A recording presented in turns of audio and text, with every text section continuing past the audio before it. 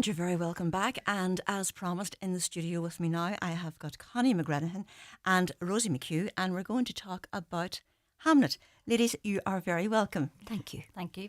And, well, the book Hamnet has been out since 2020, and it won the Women's Prize for Fiction, the National Book Critics Circle Award for Fiction, and Waterstone's Book of the Year. So it's got a lot of praise. I've read it myself back then, and I speed readed it, or sped readed it, whatever the right term is, for tonight. And Connie, if you start with you, I'm sure everybody knows what Hamlet's about now because a lot of people would have seen the film. But maybe some of the people who haven't, just give a wee summary of what the book's about. Okay, so Hamnet is set in Warwickshire in the 1500s, and the book is mainly, the main character in the book would be Anne Hathaway, or as she's referred to in the book, Agnes, and that's William Shakespeare's wife. So it's based on the death of their child and the way in which Shakespeare uses this experience to write the play Hamlet. So it's in or around that, but the main character, as I say, is Anne, or Agnes, his wife, and the kind of woman that she is.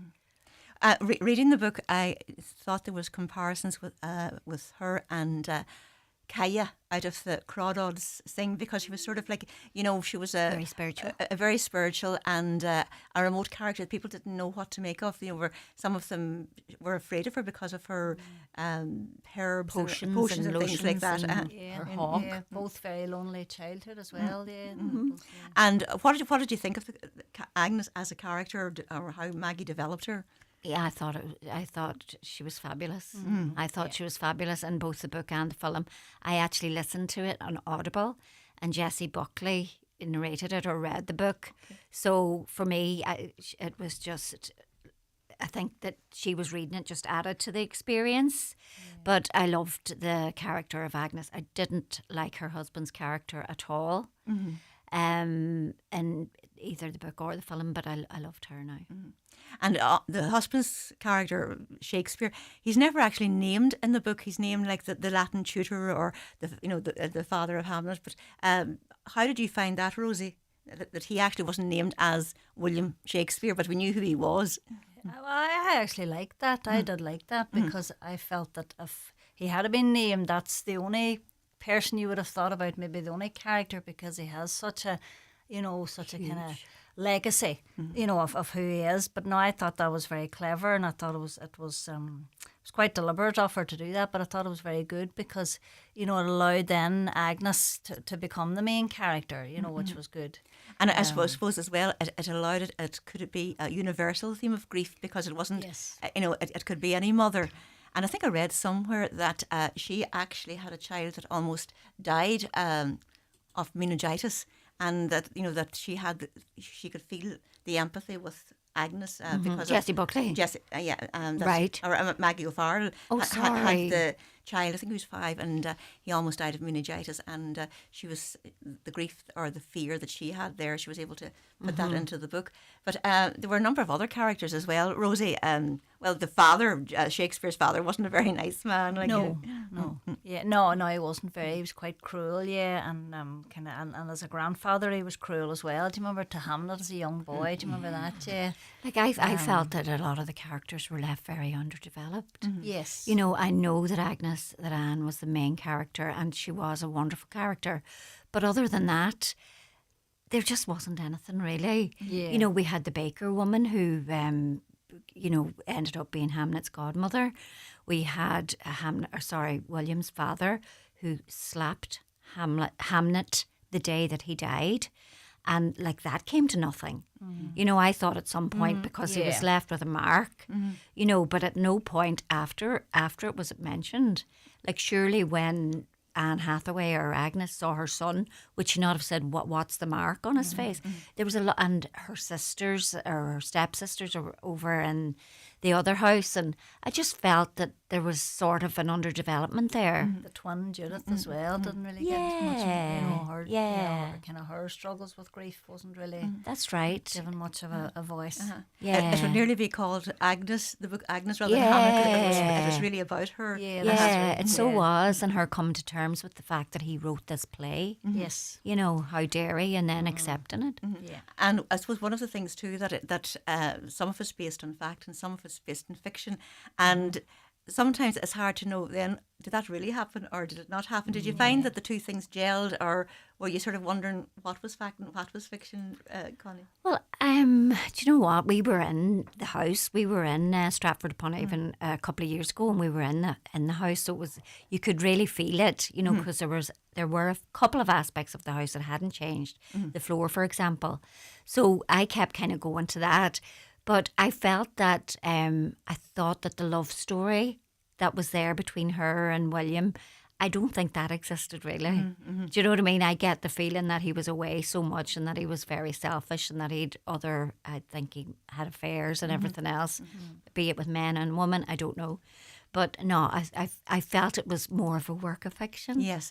You know, there were aspects of it that were true. Yeah, it was you know, the romanticised. children obviously totally romanticised. And also the fact that Hamnet died at the age of 11, but no one ever knew what he died of. So they brought in the bubonic plague and this flea. Yeah, and the flea. And I thought that was actually very well done, how sort of the plague came from the Far East to France and then to, it came to England via ships. And That was things. brilliant. It was just being in the wrong place at the wrong time. The flea was nearly the second most important character after Agnes. This flea became very interesting. Where was he going to land next? And I suppose actually it was very coincidental. I think that the book was written or published in March 2020, just on the onset of COVID. And we were talking, in the book about the theatres closing down because of the plague. And then a few months later, and the reality of it set in Ireland. So I thought that was actually 500 years later. Yeah, a coincidence that it just happened. I'm sure Maggie O'Farell, when she was writing the book, didn't think that COVID was going to happen. And again, another thing too, I suppose that there's no spoilers. Now, often when we do the book reviews, we try not to give the ending, but you read the book. You start the book knowing that Hamnet dies, so there's no spoilers. And how did you find that, Rosie, that you knew what was going to happen? I didn't mind that now, because then you just see then, like a story isn't necessarily always about the build up to the main event. It's also about how characters now deal with the main event, so you get you can get books like that, films like that, different things like that, where the main event actually happens at the start. But it's interesting to see then how the characters, how they all dealt with it very differently. Like how the mother and the father dealt with grief so differently, it was. So no, I didn't mind that at all. No, I didn't. I thought it was very well done anyway, and there was a bit of a build up to it, so it wasn't like it happened on page 4 or something. That's right. There was quite a build up to it, and you could see it slowly happening, and it was just it's very sad. It was sad. And the structure of the book, I suppose it went from Agnes's background and the background of how they met and things like that, and then it switched then to the day of the tragedy. And did you think that Maggie O'Farell handled that well, that you're able to go from the past to the present, without too much disruption? Myself, yeah. She did. She handled it very well, but I actually don't like that type of a book. So if you're somebody like me, I don't know if you'd like that. I don't actually like that type of a book where, you're in the present and then the next chapter is the past and then the next chapter is the present again. Keeps you on your toes, doesn't it? Yeah, I don't know, because I like be the work. story just to be one kind of, Yeah. like run, but It can be hard but, work. Yeah, but it was very good. Like she did it brilliantly, but I found myself getting cross with her, with Right, Anne, because she was away doing her thing with their bird and she was picking so her unaware plants. of what And was- meanwhile, all this was going on back at the house, and poor Hamnet couldn't find anybody to help him. And like the mother was flouncing about in her red dress, and you started thinking, But I think it's a great example of how things can just happen. Just, absolutely. like circumstances, you can just, you could be sitting, and then you don't realise what's happening somewhere else that's going to be so monumental in your life, and then but you don't realise it at the time. That's true. Yeah. And I suppose one of the main themes in it is grief and I suppose love. But there's other things that are explored too, like the brother-sister relationship. They were very close, and when they actually did And that was what sort they of did, underdeveloped as well. I thought they could have made more of that, of her relationship with her brother. Definitely. yeah, because they were so close that Hamlet did what he did, but at the same time there was no build up to that. But so, Rosie, what was your favourite thing about Maggie's style of writing, or the book in general? Well, my favourite bit was my favourite aspect of it was the fact of how she wrote about grief. I thought it was incredible. There's actually a bit just in the book that I've just marked, because it's the bit where she mentions about the grief exists throughout all the seasons. When she says like summer is an assault, and then autumn when it comes is terrible too. Like, I thought that was so clever. It doesn't grief doesn't improve in a different season. It lasts throughout. I just thought how she described a mother's grief. I thought it was unbelievable. I thought it was excellent. And it was the scene where she's laying the body out. Just, that was very emotional. Very well done, but as well, And if you had a negative thing to say about it, what would you say, or have you any negative things about it, Rosie? Well, just like I mentioned earlier, I myself wouldn't be a fan of books that are like present, Swinging and from then past. the next chapter is the past, and then the next chapter is the present, and then the next chapter is the past. But apart from that, no, just the writing was incredible. She's a beautiful writer. Lovely, the story, and then like a good ending, like a decent ending, without saying anything. Good ending, and just very, very clever then. Like, her research must have been unbelievable. Yeah, that's what I thought. I think it was a big... It must have been unbelievable research that she did, because she has everything described so well. Even the way that Shakespeare would have written a lot of his works, how he wrote, she captured that perfectly, because he would have written like non-stop for hours, and and then. But it's just very well done. Yeah. She brought them to life. Yes. The main characters she did. Because as you know, there's so little we know about them. Like, there's no even direct descendants. It was so long ago. Yeah. But like, even as I said, when we were in Stratford, I was thinking, when we were doing the tour, they were saying about Hamlet or about William going to London and all this here, and I was thinking, well, how did he get to London? Yeah. Do you know what I mean? And so, was he like Dick Whittington? Was he walking to London with like this thing on his back?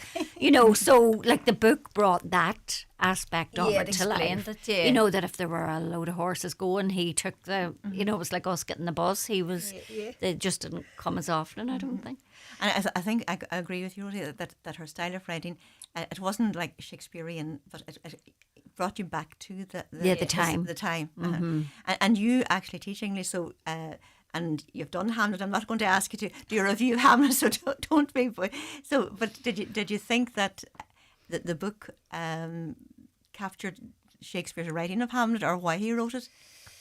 Well, yes, it did. The message. It's interesting. Yeah, like there was an earlier version of it, but like before the son actually died. But a lot of people do maintain, and that it is about the son. They kind of changed the ending. Yeah, kind of changed it, to suit that. But no, like I said before, her research must have been unbelievable, because it matches on perfect, and even like without giving too much away, even the line that's quoted from the play that's mentioned on the book, and all of that, it matches on perfect.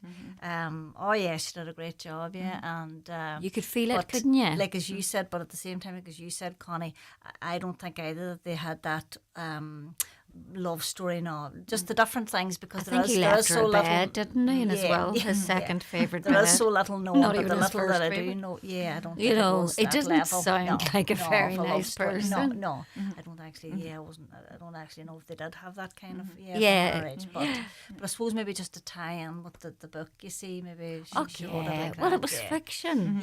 Like essentially, it was fiction. You saw. I thought I would get to see the film before we reviewed it tonight, but I didn't. But you've got to see the film. Saw the film, yeah. And how did you think it tied in with the book? Well, look, my sister now this evening says she gave up on it after 15 minutes. Okay. You know, I've heard such mixed reviews, but I sat through it and I did like it. But as says to Rosie, Jessie Buckley carried it. Do you know what I mean? It was, of course, the premise of it is bleak. And those times were bleak. You know, there wasn't much going on. Do you know what I mean? Yeah. But I think if anybody else had played her, it wouldn't be getting. Obviously, anyway, sure, she's up for an Oscar or whatever. Do you know what I mean? So I think she carried it. And I love Paul Mescal, but I didn't like him in this. And I suppose the question is to read or not to read. That is the question. I know. I kept saying when I was listening to like or not to like. Because one minute I loved it and the next minute then I would kind of say, oh God, come on, go a bit quicker here. You know, 22 words for something that could be said in 3. You know, no, I definitely would read it. Yes, and out of 10, what would you give it? I would give it 9 out of 10, I think. And yourself? Yeah, probably 9 out of 10 as well because of the, you know, the going back into the past. Yeah, but apart She's a from fab that, writer. oh, it's an incredible book. Yeah, oh, it's a whole other level. Maggie O'Farell, sure, she always was. She always, you know, she's a poet. Yeah. And Victoria Rain says, "Well done, Rosemary too." She's just commented there on Facebook. Very good. So there's somebody tuned in. Yeah, thank you. Thanks, Vicky. So ladies, She'll be looking for your autograph now. Thank you both so much for coming in tonight, and I hope that we'll have you back in again at some stage, because it's not easy giving up your Sunday night, especially when you have to get up for work in the morning. So, yeah, rub it in there, Jean. So many thanks indeed, both of you. Thank you, Thank Jean. you. Thanks.